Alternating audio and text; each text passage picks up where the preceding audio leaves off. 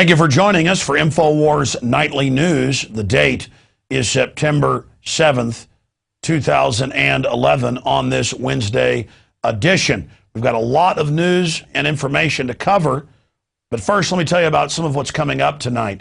We're going to talk to advice columnist and best-selling author Amy Alcon coming up a little bit later.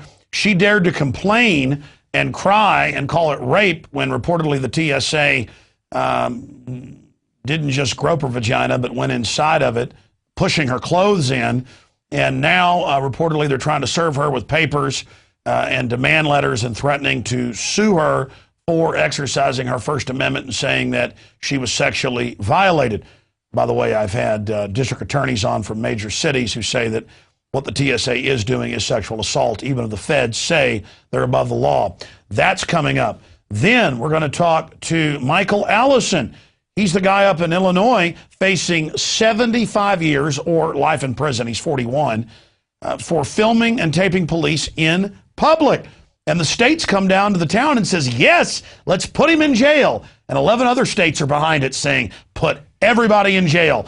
Life in prison. That's coming up. Then a true lawman, a true peace officer who's won his fight for the Second Amendment all the way to the Supreme Court, Sheriff Richard Mack, will expose just how criminal these globalists are with the latest on Fast and Furious, the false flag attack launched by Obama against the Second Amendment, and a destabilization operation against Mexico. They've got thousands of people's blood on their hands, and they've been caught red-handed. But first, I want to get into some of the news a little closer to home. Central Texas, the worst fires in recorded history have struck after a 5-year drought has brought us to basically, in many areas, desert-like conditions. A lot of the grass is just dying in Austin and is now sand. FEMA has done what they've done in Arizona and so many other areas. They showed up 2 days into these fires that have destroyed over 150,000 acres just in one area alone. Well over 1,200 homes, deaths. The farmers, the ranchers were getting together, protecting their land. FEMA came in and said, no, you can't build fire berms. Firefighters from all over the state poured in. FEMA showed up, just like in Katrina, and said, no relief effort. We're going to come in the next few days and command things. And all they're doing is blocking the operation. I've now confirmed with multiple firefighters that this has happened, and they're even trying to go on people's property where farmers have successfully built fire walls with dirt and are telling them, nope, you get out of here. So just incredible federal power grab. And I've got these newscasts where the locals are begging for the free FEMA goodies that are coming. And then I thought I would play a clip of Aaron Brouchard out of one of the parishes that bordered New Orleans. And he first broke the news. It was later confirmed. He also broke the news that the feds were in there shooting people inside New Orleans who tried to peacefully get out.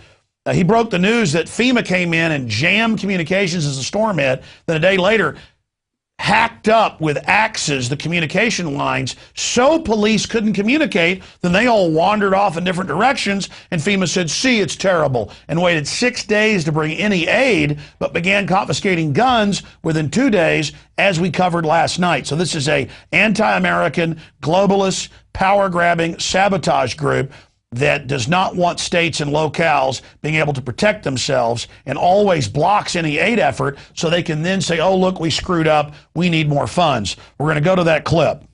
30,000 acres in size so far. It's so big, in fact, the smoke can be seen from space. At least 500 homes have been lost in Bastrop County, and at last check, that fire was 0% contained. Another separate fire west of the city of Bastrop called the Union Chapel Fire is 1,000 acres in size. It is 10% contained. Now, we just learned that FEMA has authorized some funding to help fight the Bastrop County fires, as well as some of the 24 other fires burning across the state right now. Sir, they were told, like me, every single day, the cavalry's coming. On a federal level, the cavalry's coming. The cavalry's coming. This is New Orleans. Coming. I have just begun to hear the hoofs of the cavalry. The cavalry's still not here yet, but I've begun to hear the hoofs, and we're almost a week out. Let me give you just 3 quick examples. We had Walmart deliver 3 trucks of water, trailer trucks of water. FEMA turned them back. They said we didn't need them. This was a week ago. FEMA, we had 1,000 gallons of diesel fuel on a Coast Guard vessel docked in my parish. The Coast Guard said, come get the fuel right away. When we got there with our trucks, they got a word. FEMA says, don't give you the fuel. Yesterday, FEMA comes in and cuts all of our emergency communication lines. They cut them without notice. Our sheriff, Harry Lee, goes back in, he reconnects the line, he posts armed guards on our line and says no one's getting near these lines. Sheriff Harry Lee said that if American government would have responded like Walmart has responded, we wouldn't be in this crisis. But I want. By the way, there's other interviews where for 7 days they wouldn't let police and the thousands of volunteer firemen and others get in and get the old folks in the different hospitals out, and of course hundreds died. And it's an exercise of power. Can they shut down a lemonade stand? Can they arrest you? Can they stick their hand down your pants? Can they grab your genitals? Can they get away with whatever they want? That's what's going on. That's what tyrants do. And because they know they're bringing their system into its endgame, they're announcing the world government in Europe after collapsing their economies, a new private corporate union under the bankers, the end of European sovereignty through financial slavery. It's all about total domination, so they've got to break our will now. I got news for the globalists, and I know they've been noticing. It's not working. You misjudged who we are. This is not North Korea. I'm sorry. It's not working. There's a lot of rebellious people that don't want to be slaves, and the sleeping giant is just now waking up. Now, finally, in the news, I want to get to this report by Kurt Nimmo. Video game allows frustrated libs chance to kill Tea Party opponents. Now, we're not liberal, we're not conservative, we're constitutionalist. But we've seen Hoffa, the head of the unions, calling for violence a few days ago. We've seen the unions beating up Tea Partiers. We've seen just endless calls for violence by the so-called left, and then all these bizarre ADL, Southern Poverty Law Center reports, and endless pontificating about how myself and Ron Paul are calling for violence via code, when all I see is calls by the so-called left for violence. And so we're going to roll some of this for you here. That's a guy with an American flag, got to kill him. That's a good old boy, evil white redneck. And, of course, another white person who's a Klan person. Being white's evil. Sarah Palin, Michelle Bachmann are evil subhuman demons. A Fox News chick. Newt Gingrich. By the way, they're not right-wingers. He's a big globalist. You've got Sean Hannity, Brit Hume. And these are corporate zombies. There's Glenn Beck. There's Brit Hume. They've all got to be killed. And this is all part of the dehumanization. And my issue is they'll say, well, this is just art. We're just having fun. Okay, then don't run around squealing and talking about how everybody wants to use violence against you all day when nobody's calling for that. The left ought to be happy. Obama's launching wars, putting Al-Qaeda in command in Libya, torturing, getting rid of the Bill of Rights. He's continuing what Bush did. Fox News, MSNBC, you keep the false idea going that there's a choice between you two. Two different flavors of liquefied horse crap. Okay? I don't want either one of your flavors. This is all part of perception management, giving you two false choices. It's like going on a used car lot and they say, well, you can have this used car or that used car. You know what? I don't like any of your used cars. I'm going over to the next place, okay? Again, they want to keep us all fighting with each other. The TSA's sticking their hands down all our pants. They're putting sodium fluoride in all our water. The vaccines are hurting us all. The deindustrialization that both parties supported, NAFTA and GATT, is screwing us. It's time to get angry. And let me tell you why I'm angry. This next report ought to get everybody angry. I've seen them grab men's buttocks and go between the crack and check what's in there. I've seen them, and they describe it as lifting off the ground, going into a woman's labia. I'm sorry for a family show, but that's what's happening. And up into their body, to through the pants. Let me see what's in there. And they also go in the pants. And then a well-known author, Amy Alkin, I'm so angry about this. It happens to her. She breaks down crying. Pilots have thrown up and cried. It's humiliating to men. I don't want somebody doing this to me. It's humiliating. You either cry or you get angry. I understand it. You cry for America. It's disgusting. This is insane. It's like people going into gas chambers in Nazi Germany, just accepting it, or going to those pits, being shot in the back of the head and accepting it. Fight back. Speak out now. They're trying to break your will. Now they're threatening to sue her, and she thinks they're trying to serve her. I talked to her about that, and we're going to talk to her more here in a moment. They're trying to come after her for her First Amendment and saying she believes this is right. Well, I've interviewed district attorneys, and they say, FBI agents can't do this to you, that yes, it's sexual assault.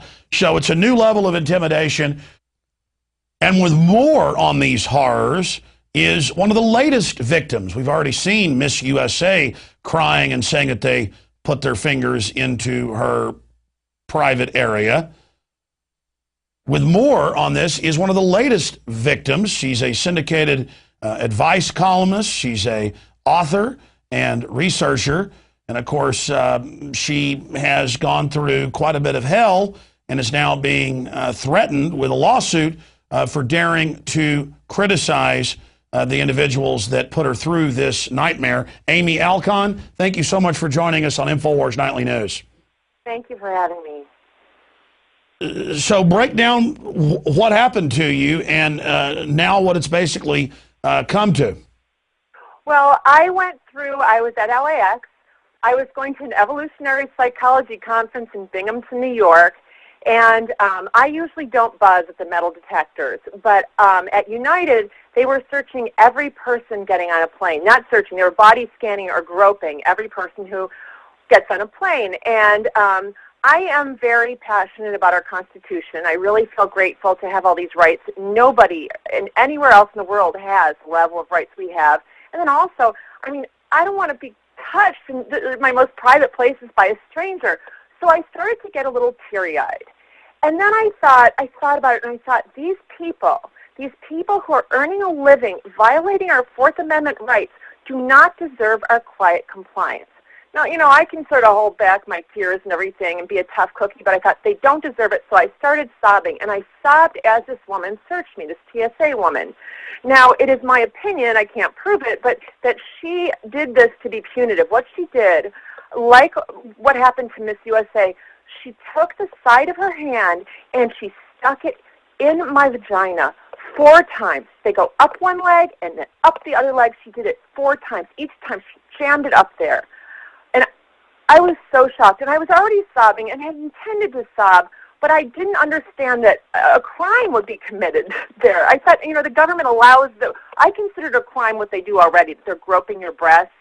There's no probable cause. There was no sign that I would be meeting with Al-Qaeda, in Binghamton, New York. I was interviewing some anthropologists. And undoubtedly, this is a giant power grab. It's about setting the precedent. They're now announcing they're going to be on the streets of America doing this. I have 2 daughters and a son. We can't travel because my children, like any other small children, ages 8, 7, and 3, especially the little ones, they get upset around strangers. Sometimes they don't know. They come over and grab your leg. That's normal instincts. And children cry when they're drug away from their parents and grope. Babies have their diapers taken off. And it's this bizarre behavior. And you're one of the only other people that I've seen out there that's really gotten what this is. At your advice column, advicegoddess.com, you wrote, TSA searches obedience training for the American public. And that's actually what this is. It's about setting a precedent to get into our bodily person. Now they're announcing, hey, don't worry. You want to take your shoes off. We're going to have high-powered MRI systems that are many times a chest x-ray beaming you. And these poor TSA people, and I say poor people, it's now come out they're getting massive increases in cancer because they're living basically inside of an x-ray machine. But I'm digressing. So you get up to the point, you're crying, you're telling her you don't like it. What happened, I was just sobbing. I mean, it was so shocking to me to not only have what is the standard be done to me, but have this woman go really far. And someone on my blog this morning said, oh, you're a drama queen. A woman like you makes this up. Well, I was just in New Orleans. I also got groped. I also cried. And what I wonder is why doesn't everyone else cry as their constitutional rights are totally violated? But in that case, I didn't scream, you raped me, because she did the standard thing where they go up your leg. She did not go into my vagina, which is just obscene and horrible. So I screamed.